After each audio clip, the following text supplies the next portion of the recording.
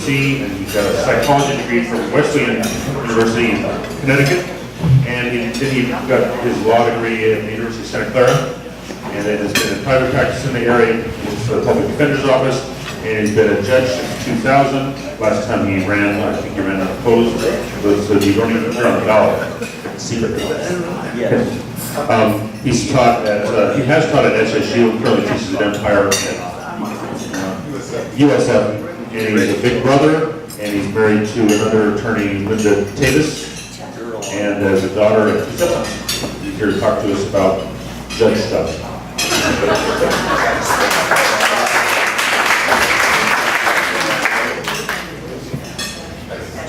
So imagine that you've all been summoned as jurors to my courtroom, and I would greet you thusly. My name is Elliot Lee Daum. I'm a Superior Court judge, and I am residing here in the courtroom to which you have been summoned as a potential juror. How many of you got up this morning and said to yourselves, you know, I'm not doing anything today. I think I'll go down to the courthouse and see if they need any jurors in. I ask that question to every potential juror that comes into my courtroom, and then I follow it because obviously no one just came along to volunteer. They all were summoned there, and told that they didn't show up, they get a summons to go to jail next time. But I tell every one of them, I understand and I know that for each and every one of you, it is at the very least an inconvenience for you to be here. For some of you, it may rise to the level of a hardship. But once you're on this jury, I will not waste your time. I will not let lawyers dawdle in the corridors. I will make sure that this trial proceeds in an orderly fashion, with not being a rush to justice, but there certainly won't be disgruntled jurors waiting out in uncomfortable hallways during the course of our trial, which is a long way of explaining to you why I'm up here first this morning as opposed to waiting, because I have a huge calendar that starts at 8:30, and I have jurors coming at 10 o'clock, and I have to be finished by then, that is by 10 o'clock, so that I don't keep my jurors waiting and break my solemn promise that I make to all the potential jurors. What I wanted to talk to you about today, though, is the notion of change in the court system. There have been absolutely huge sea changes over the time that I've been a lawyer, and certainly even the last 17 years that I've been a judge. One of the biggest changes has come with the advent of a program that we call ECR, Early Case Resolution. Back in about 2008, 2009, we convened members of the District Attorney's Office, the Public Defender's Office, Probation Department, the Sheriff's Department, and all of the 9 city police agencies together and said, how can we make things better in this court system and have a more realistic address of the issue of criminal justice here in Sonoma County? There's an old saying from a writer named Ronald Dworkin that went something like this. The jury trial in America has become something of a coronation coach, called out only for coronations and other state occasions. It has been replaced by a system called plea bargaining. Plea bargaining is that system whereby 2 largely unsupervised bureaucracies, the Public Defender's Office and the District Attorney's Office, make deals from day to day that allow them to work within the confines of their resources. Now, the average person is going to say to themselves, yeah, plea bargaining, I don't like that, and that sounds like a really cynical way to look at the way at our criminal justice system. Why don't we just have jury trials for everyone? And why don't we not plea bargain if somebody's charged with a burglary and it says 2, 4, or 6 in the penal code, that's what they ought to get, and let's just move on with it. And the reality is that while there is a black and white of the penal code, there are many interstices between the lines, and there are many ways to look at the human condition that have a much more multivariate approach. And so what we tried to do back in 2008 and 2009 is to address the realistic problems of, number one, we do not have the resources to try every single person charged with a crime in Sonoma County, and certainly not with a jury trial.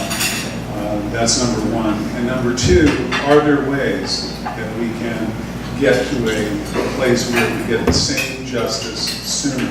So every single felony charge in Sonoma County now starts out in the same courtroom. It's called the ECR Court.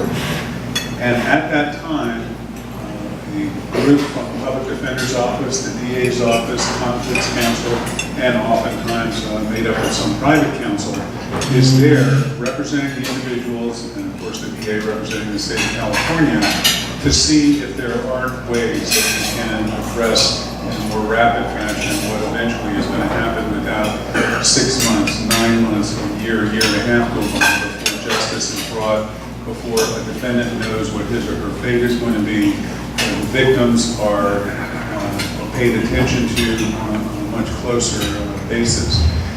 One story I like to tell people comes out of the state of Wisconsin, and it's a true story, where a fellow was drunk driving and killed a man who was standing on a traffic island and tried to cross the street. He ran off the road and killed this individual. He was arrested, of course, he was taken to jail, bailed out, had his trial set, and while his trial was pending, he was out for a walk. He was standing on the same traffic island, and an individual drunk driving came by and killed him. Would we call that poetic justice? In some ways, of course, we would. We would look at that circumstance. Okay. Let me tell you a real story from Sonoma County that happened in my courtroom 2 weeks ago. A young woman, 23 years old, had been drunk driving. She was a young woman who had a blameless life, and despite having personal difficulties, had risen in life, being a really good student, risen through the ranks of the Starbucks coffee system, and was really making a good way for herself on her way to a good career. But she was out drinking and driving, probably one of the only times in her life she did, with some friends, and a guy about my age was driving on his way home. He was 2 blocks from his house. She slammed into him. He was an athletic guy, and I was talking to Bill earlier about riding bikes and so forth, and he was a bike rider, and he was in good health, and despite the fact that he was as old as somebody like me, he was looking forward to a much longer life and healthier life. And he was rendered, in many ways, disabled, obviously severely hurt, and it was just a terrible situation. This young woman was charged with driving under the influence with injury, which brings you a potential penalty of state prison. Didn't kill him, but certainly injured him severely. And they had never met before that, of course. And on the day of the sentencing, we pay homage to anyone and honor anyone who is a victim of a crime, and they are permitted to speak at a sentencing. And this man came and spoke at the sentencing and told this gripping, sad tale of driving home on a balmy August night last year, looking forward to many years of happy life of riding a bike and other things that he wanted to do, and suddenly it all changed in a heartbeat. And he was rendered disabled and had to come up with a walker to the podium to give his talk to the court. And he was very emotional, and he was really making it very clear how this had affected him. The young woman, in the meantime, had been out on bail, had been speaking to youth groups, had been telling her story, a tale of woe, and expressing her sorrow and kind of paying her dues, so to speak, before sentencing in that fashion. And she stood up, and she began to cry uncontrollably, turned to him and told him how sorry she was, how horrible she felt about what she had done, and that she had never been able, to that point, been able to speak to him on the advice of her counsel, which was appropriate. But it was a very emotional moment, and she was clearly remorseful, clearly tearful, clearly been a good person in her life, and still will be after this is over. But at the end of it, it was time for a break, and I went to take my morning break, and I said, ladies and gentlemen, we'll be back in just a few minutes, taking a recess. And as I stood to walk off the bench, I turned, and the two of them were in the back of my courtroom, embracing, tearfully, crying, both of them. She apologizing to him telling her, this would all go, they would get past this, and appreciating each other for who they were. Now, this is not something you expect to happen, and certainly when we have situations where there's drinking and driving and somebody gets injured, that's our biggest fear with death. Is something that people literally don't care about. But the young people and people who drink and drive, they're not always thinking about these kinds of things.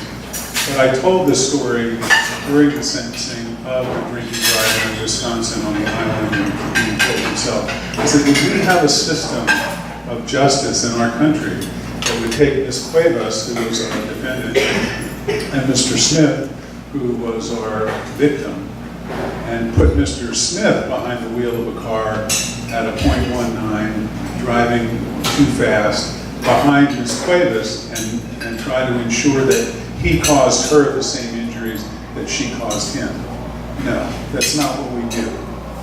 And so what I try to use that as an illustration for, and of course I'm doing it at this moment, is to try to explain to you that what we do at the courthouse, we call it the Hall of Justice. What we're trying to do there is to manufacture justice. We don't generally have the opportunity for poetic justice. Then we certainly would not create the poetic justice of having Ms. Cuevas driving her car on a balmy August night on her way home, and have Mr. Smith behind the wheel of his car in a drunken condition to cause her the same injuries. We don't do that. We don't have that precise eye for an eye, tooth for a tooth way of looking at justice. So we manufacture justice. We try to look at the situation as best we can, look at all the parameters, look at the defendant's background, look at the nature of the crime, look at the damage that was done. We look at the penal code to see what the possible penalties are, and we attempt to manufacture, to create a disposition that meets some sense, some benchmark, if you will, of what justice is. But it's not always easy to do, and you've got the human condition that brings us in the period of failings and weaknesses and problems that are all taken into account as we work through these things. So what had happened back in 08 and 09 when we first started this program was the recognition that we could take those pieces, we could look at them carefully, we could look at them in an efficient fashion, and resolve cases on a much earlier basis than we were doing, where months, and oftentimes years would go by. You no doubt have heard the expression, justice delayed is justice denied. And I will confess to you that as a public defender, which I did for 20 years, and represented some of the worst people in our community who had done some of the worst things in our community, that during that time, I had a saying that went, oh, I'm using the old Swiss cheese defense. Really, what's that? Well, the longer I delay this case, the more holes it's going to happen. And that is a sad truth that we try to address in no uncertain terms. There are many, by the way, former colleagues of mine who consider me a horrible turncoat. Oh, you got on the bench and you wanted to, be fair to the district attorney? I mean, what kind of guy are you? You used to be one of us. Well, I think people have gotten over that, but the idea was, and remains, and will start taking place in 40 minutes from now when that ECR calendar gets called this morning, as it is every single night, Monday through Friday, is there will be this addressing, there will be this realism about the fact that, hey, could this case be resolved earlier than later? Is there really some question about what the police did in this case? Is there an issue of a search? Or is there an issue of a confession that was obtained improperly? Or let's be realistic about it. Most of the time, I know you all, if you're not in the criminal justice system, probably imagine, yeah, they throw those cases out all the time, bad searches, technicalities, and so forth. I'm here to tell you it happens very seldom. Yes, motions are made. We want to throw out the murder weapon. We want to throw out the evidence of the robbery. Almost never does that even happen. And so what has happened, as I'm suggesting in the last 8-9 years, is a recognition that, okay, let's look at that problem right now. Let's sit across the table, DA and defense attorney, and make a decision. Was there really a search issue in this case? Was there really a question about the confession that the defendant made? Not really. Well then, okay, how can we resolve this case without having to file those motions, without having to bring in officers from the street, without having to take up the time in the courts? And how could we keep from sending this case out to a trial department, so to speak, where we bring in 70, 80, 90 citizens at a time to act as our jurors and take time from their lives to be part of the criminal justice system and community. How can we avoid that, but still pay proper respect to the justice system, to the penal code, to the rules and regulations that we're all supposed to live by? So it just has come down to this pragmatic approach to how these things are going to get worked out. And I'm put in mind of a client of mine, and excuse the vernacular that I might use in describing him, but I went to talk to him, and back in the old days, the old jail, I don't know if any of you had a chance to spend any time in there, but I spent a lot of my life in that old jail. They always let me out when I asked them to, which was really great, but they would take you in when you went to visit your client. They didn't have a visiting room. You actually went right to their cell. And it was filthy and disgusting, and it was just a horrible place to be. And how people would put themselves in jeopardy of going back there a second time was always a wonder to me. But I was talking to a client of mine in his cell, and I remember just leaning up against the bunk because he had a cellmate. I said, yeah, you know, you're charged with a burglary. They've got your fingerprints on the door, and they had some of the property in your car from the burglary. But for some reason, the district attorney is willing to reduce this to a receiving stolen property. And my client looks at me and goes, I don't want to do that. And I said, why? He says, I did 3 robberies. I stole 4 cars and broke into a couple other places. And I've never gotten any trouble for that. And now you're telling me I got to plead guilty to something I didn't even do? Is that justice? It really brought me up short. Why? Perhaps it is. Perhaps it is. Because, again, coming back to this theme of what we do is we look at situations realistically, and sometimes you get a defendant that just comes forward and is as clear as can be about their involvement and their mea culpa moment, but a lot of times people are just never going to talk to it, they're never going to admit it, but they'll still grumblingly plead guilty and take the lesser charge and the better disposition. That's just the way we do it. It is our system, it's how it works. But what I would invite you to think about and imagine is how we do this and how we process these cases every day. And if you hear about an ECR, that case got disposed of within a week or 2 weeks, one of the first ones I did, because I was the first ECR judge since I started the program back then, was I had a guy that came in with a drunk driving, many drunk drivings before with injury on this one, and we made a deal within 5 days that he was going to do 10 years in prison instead of 13. And that was the resolution. The victims were compensated right away with at least the knowledge of what was going to happen in the case. They didn't wait around. They weren't brought to the courthouse to testify at a preliminary hearing. They didn't even show up at the sentencing in that particular case because they knew what the deal was and the disposition was going to be. But we were able to resolve cases as serious as that and many more serious over the years since we started the program by, again, addressing in a realistic fashion how you're going to deal with this, how we're going to take all of the human components into account and still manufacture a very good brand of justice. And that's really what we've been doing and what we do every day. In the few minutes I have left, I just want to perhaps transmit to you some information about the really big changes that have taken place in the court system in the last few years, and they involve drug possession, simple drug possession. It used to be, if you were in possession of 0.2 of a gram of cocaine or heroin, that was a felony. It could not be busted as a misdemeanor. It couldn't be anything else but a felony. What that meant back in the day was that there would be a preliminary hearing within 10 court days of the day of your arrest and your arraignment in court. And at that preliminary hearing, we would have to bring in the officer who arrested you. We would have to bring in the chemist who tested the substance to testify about it. And we'd have to bring in every single person along the chain of custody who might have handled that 0.2 of a gram of cocaine during the course of the investigation to testify. Oftentimes, oh, we're not ready, or gee, that courtroom doesn't have room for that case, we'll have to put it over. Let's bring back everybody once again at another time. All of that has gone away. There's just a sea change in the way we do business. Number one, possessions of minor amounts of any substance, heroin, cocaine, opioids, etc., is now a misdemeanor, and it's dealt with in a way that tries to emphasize much more treatment and addressing the drug problem as opposed to considering it a criminal problem where we want to put you away. That's a huge difference, and yes, we have an opioid problem in this country, we have a drug problem in this country.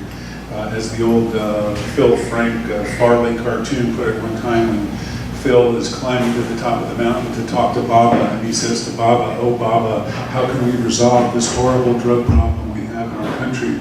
And Baba says, "There is but one way we can resolve the drug problem in our country." "Oh, what is it, Baba? What is it?" "Improve reality." That may be something that we all can think about as we consider, you consider in the chair of the good works that you all do, as a reality that we have to face, that we have to deal with. Can we improve reality, which we just heard this morning about great improvement in reality in other jurisdictions done by people connected with you and who are you. And I look to you as leaders in the community to think about those kinds of things and those kinds of concepts as we go forward, and when you pick up the paper in the morning and you see the problems and the issues that are in our local criminal justice system, that you perhaps get a little bit more of a glimpse of how we do things and who's doing them over there at the Hall of Justice. So with that, if I've got a couple of minutes for any questions, I'm happy to field those. And we start the right side. My right, yes, sir. Are you the only ECR judge, or does that rotate among the Superior Court? Great question. It rotates, and I don't actually. I did it 8 or 9 years ago, and I'm retiring at the end of this year, so I won't get to do it again. Although I did substitute in on it earlier last month. But yeah, we have one judge that's dedicated to that every year, and we were hoping to build a new courthouse. And I was very gratified as being the one who was involved at the outset of the ECR that there was actually in the architecture's designs an ECR court. I'm very proud of that. But unfortunately, the governor took the rug out from under those funds, and it's not clear when we're going to get our new criminal courthouse in. Sounds like an ECR judge is more of a mediator than a judge. Right, you very much so. That you're really bringing the two heads together, sometimes knocking them together if you have to. But yeah, very much so. You're not really hearing a lot of legal arguments. Yes, ma'am. What happened to the girl? I gave her the probation that recommended a year in jail. I gave her 6 months in jail and gave her many, many hours of community service, much of which will be devoted to speaking to youth groups that she had already begun. And I think everybody was very happy with that position. Is there an appeal process in this court? When there's a plea, generally speaking, no. Somebody pleads guilty, you're pretty much giving up any right to appeal unless there was some minor issue that maybe was reserved. But generally speaking, no, there's not going to be an appeal. It's going to be sentencing over and done. Your Honor, at the federal level, with the Attorney General putting an edict about increased harsher penalties for drug possessions, does that affect our court system here? It could, and I hope it won't. I hope this is just a posturing. I honestly have no idea who would put that idea in the Attorney General's head, or where that would come from, or if you think that's a good idea. I really don't, because I don't know what lobby is talking to him. I just have no idea. It makes absolutely no sense to any of us, but there we are. Since we've had such an increase in, how can I put it, focus on marijuana cultivation in our area, has there been any statistical correlation between that and crimes that can be related to that? Oh, absolutely, yes. And the legalization is going to make a huge difference because you'll have a commodity that won't have such a rich value to it, but rather is more easily acquired, and you can aren't going to be ripping off each other's gardens, but nonetheless, liquor stores get ripped off all the time where people walk into Safeway or your local liquor store and put away a little half pint or whatever. I mean, you got an intoxicating substance that's going to be subject to theft. But the horrible epidemic of crime around major growers, people coming up connected to the cartel, doing large grow operations up here that have nothing to do with people in Sonoma County, except that they affect our water, they affect our sewage, they affect our criminal issues, generally speaking. That's all, if it's not going to go away, it's going to be diminished greatly by the way the approach that's being taken. And then, I was just listening this morning, there's going to be actual taxation that's going to start taking place, and it really is already ongoing. But when that starts happening, at least there'll be ways to pay for those costs that otherwise would not be covered. Yes, sir. Have you heard about what's happened with that triple murder in south of town? There was 3 people murdered. That case is still ongoing. As far as I know, it's not in my courtroom, but I think at least maybe one of them has been disposed of. I could comment on it. If they caught anybody. Oh, there was the one that I'm certainly aware of, but if there was another one, I'm actually not aware of it. It was a triple murder. So I don't know if anybody's been charged in that. Okay, well, we can go on and on. We don't have to ask questions all day. But I know you have a judge. I've got Jerry waiting for me. I made him a promise. So I thank you so much, and thank you for coming.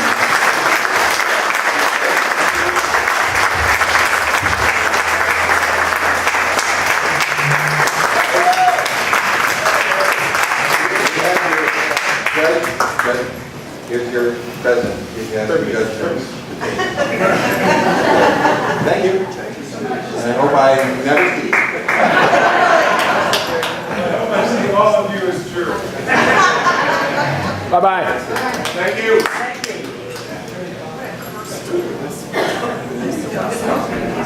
you.